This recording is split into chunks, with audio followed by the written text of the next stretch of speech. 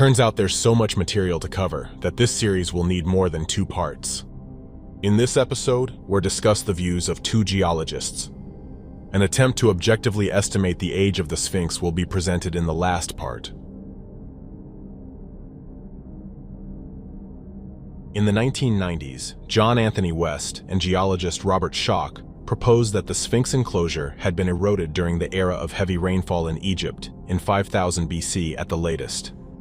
They also suggested that the current pharaonic head had been recarved from an earlier head of a lion. All this, in their view, implies the Sphinx was made by an unknown civilization before dynastic Egypt. Right now, we'll present arguments against many aspects of this theory. Later on, we'll present arguments in favor of other aspects. We don't need to reach all the way back to 5000 BC to find conditions of aggressive floods in Egypt. Periods of rainfall and floods occurred throughout the Old Kingdom, up until about 2200 BC. In Gizeh, one flood damaged the walls of Menkaur's Valley Temple, leaving a layer of stone debris. In Saqqara, the tomb of Enumen, a 6th dynasty vizier under Teti, shows traces of a whopping 200 separate floods.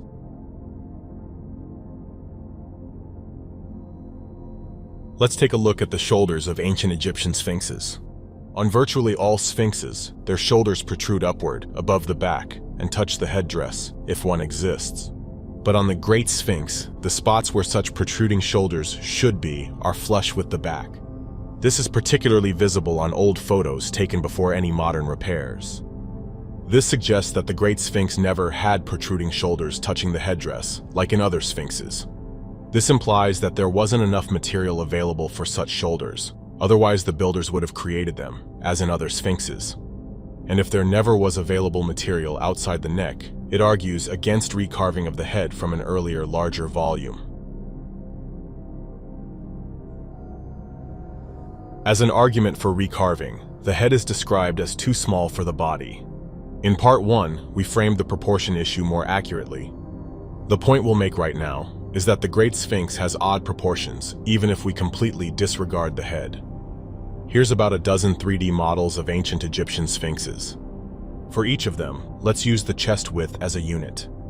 Now let's relate it to the length of the trunk by itself, and the total length including the paws. Here's a chart of these ratios for our sphinxes, with these 2 lines showing the averages. And here are the equivalent ratios on the Great Sphinx. In plain English, the Great Sphinx has strange proportions, even if we completely ignore the head. What we've shown here does not rule out recarving of the head as a possibility.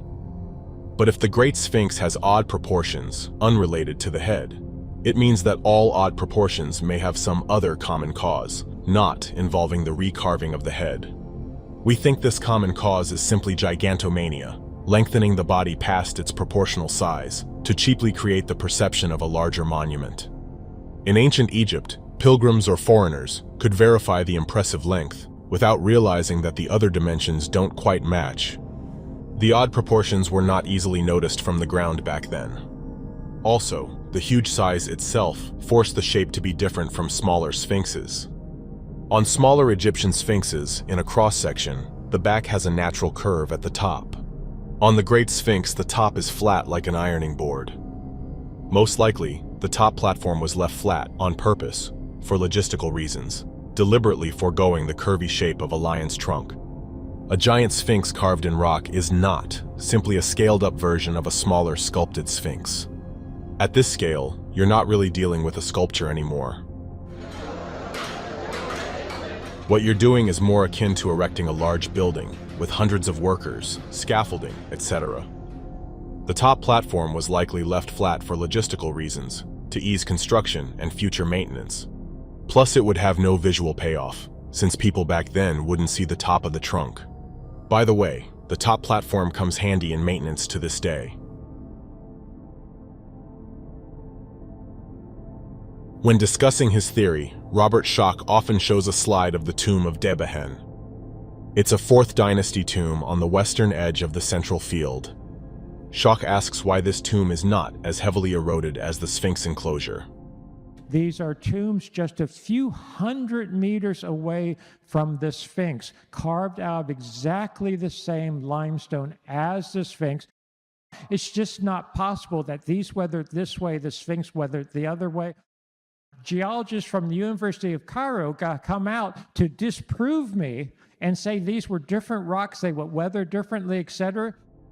The crux of the issue is whether this tomb was hewn in the same weaker member 2 as the enclosure, given that durability varies across limestone strata on the plateau. Here are our comments regarding this tomb. Comment 1. Schoch is trying to shift the burden of proof here.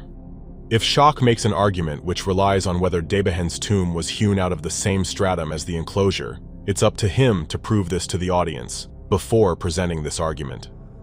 It's not anyone else's job to disprove what Schoch has not proven in the first place. Comment 2. There's an obvious difference in location in terms of water runoff. The Sphinx's enclosure is smack dab in the focal point for water runoff from the plateau. On the other hand, the two terraces above Debehen's tomb, connected by an inclined embankment, gently slope southward, away from the tomb's facade. This makes for a very small catchment area for Debehen's tomb, a very different situation than the Sphinx. Finally, our third comment. Absent a detailed geological study, it appears that Schoch is wrong. In 3D, we can find out how the contact plane between members 2 and 3 relates to the tomb of Debehen. For this, we can use the angles measured by Mark Lehner and elevation data. This is the plane of this boundary within the Sphinx enclosure, recreated in 3D. Let's now expand this plane as far as Debehen's tomb. Here's the 3D result. If you're standing before the Debehen's tomb, the member 2 and 3 boundary is about 3 meters or 10 feet below you. This means that Debehen's tomb was hewn out of the harder strata above member 2, like the Sphinx's head. Of course, we're dealing with natural formations, not geometry. Limestone strata can get thinner, thicker, they can fold, bend, etc. A detailed, on-the-ground geological study can change this assessment. But as of right now, based on geometric extrapolation, Schoch's Debehen argument is invalid. Another argument Schoch presents are early dynastic mud brick mastabas in Saqqara. For instance, in Saqqara, you have mud brick mastabas. They are beautifully preserved, shows that Sahara arid conditions had existed even prior to when the Egyptologists say the Sphinx was carved. In his view, water erosion couldn't have occurred in the Old Kingdom. Otherwise, this mastaba would have been gone. Here are our comments. Comment 1. Somebody's misusing English words here. In this specific case, if you can just step over a remnant of a wall, it's not a quote-unquote beautifully preserved mastaba. In a beautifully preserved mastaba, you need to use what's called a door. The correct term for what we see here is ruins. Comment 2. Even the smallest amount of rain will poof, these will just wash away. No, ancient Egyptians did not build mastabas that dissolved after the first rain. Mud brick mastabas were covered with slaked lime or plaster, with layers of mortar in the roof to increase waterproofing. On mud brick mastabas, roofs were sometimes slightly domed or slightly graded to divert rainwater. Some houses in ancient Egypt had rain spouts, major temples had drainage systems, and even gargoyles. As an aside, if you keep repairing them, air-dried mud brick structures can last centuries. Comment 3. If the Sphinx's enclosure was eroded by water, it would have been water runoff, not rainfall. Otherwise, the erosion on the Sphinx would be just as intense as on the enclosure. The early dynastic mastabas in Saqqara were safe from water runoff, since they're located on a low, elongated hill. By the way, Enumen's tomb, shown earlier, had the misfortune of being an underground shaft tomb near the bottom of a small hill. This is why it soon turned into a storm drain. Comment 4. Mother Nature had no problem turning entire mud brick pyramids in Saqqara and nearby into piles of rubble. This tells us that the survival of early dynastic mastabas is due to exceptional circumstances. We know why these mastabas survived, because almost all shared the same fate. Virtually all early dynastic mastabas were robbed soon after construction, and the robbers set the mastabas on fire. The fires lasted weeks and were able to burn through 5-meter thick walls.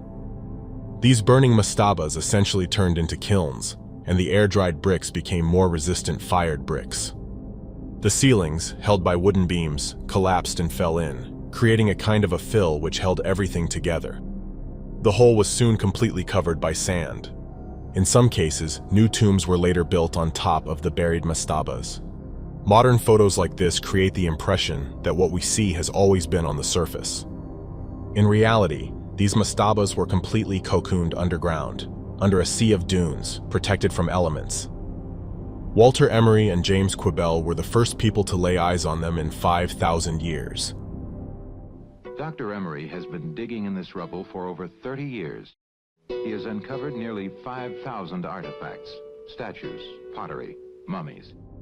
This cocooning actually protected more delicate grave goods buried under these tombs, including the oldest known papyrus, unused, kept in this round box.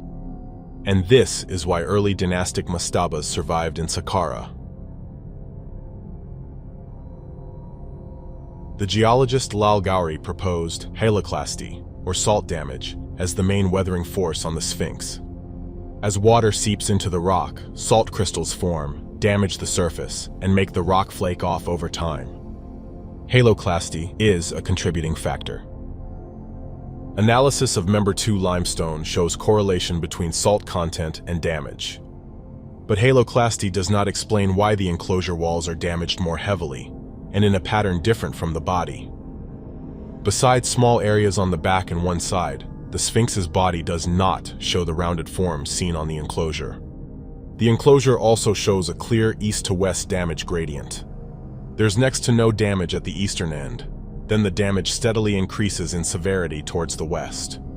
This is not easily explained by mechanisms we'd expect to be roughly uniform, such as haloclasty, groundwater wicking, or a fill of wet sand. This suggests a different dominant weathering factor in the enclosure. Lal Gauri classified the enclosure weathering as spheroidal, which has a specific meaning in geology. This happens when weathering occurs along pre-existing tectonic joints, forming pillow-like bulges, bounded by these joints. But in spheroidal erosion, the end result tends to be fully enclosed shapes, as if someone put together separate, but very well fit boulders. The Sphinx enclosure exhibits some aspects of this mechanism. Some patterns in the enclosure, like X-intersections, are strongly associated with spheroidal erosion along pre-existing joints. Water erosion tends to form V-junctions. Water erosion is unlikely to form X-intersections, since when one stream meets another, they merge rather than flow across. But other aspects differ from spheroidal erosion. Lines tend to be open-ended. They don't form closed shapes as in spheroidal erosion. We also see many V-junctions at the tops of protruding beds, typical of water erosion. It seems unlikely that pre-existing joints would form V-junctions that all just happen to be aligned at the top of protrusions. So far, the most accurate description would be as follows. A non-water-related mechanism exposed some pre-existing joints. Simultaneously, water preferentially abraded them, imposing a more fluvial pattern. John Anthony West argued against haloclasty. He pointed out that in this tomb, just northwest of the Sphinx, there are still visible tool marks, with no sign of erosion. There are two issues here. Issue 1. We need to stress that this tomb is from the late period, about 2,000 years younger than the pyramids. By that time, Egyptians had already began to wear Greek-influenced tunics. Issue 2. Haloclasty is commonly driven by evaporation, which inside a mostly enclosed tomb is likely weaker than out in the open. But to some degree, John Anthony West may have a point. To explain it, let's introduce a visual aid. Let's imagine we have a device, which can show us how different weathering mechanisms contributed to the erosional damage we see in a given spot. Let's use mnemonic colors: white for salt damage, yellow for windblown sand, and light blue for surface water. This lets us display a chart, where each color bar shows the relative contribution of a given weathering mechanism to erosion. In the mainstream view, on the Sphinx, this chart would show salt damage as dominant, with wind, sand, and water far less influential. But if haloclasty is so dominant over other factors, then even inside an enclosed tomb we'd expect at least some effect. The tomb example suggests that haloclasty is not as dominant, but more on par with windblown sand and, depending on location, water. This could explain why in an enclosed tomb, where all weathering is very weak, haloclasty will be just as weak as other factors.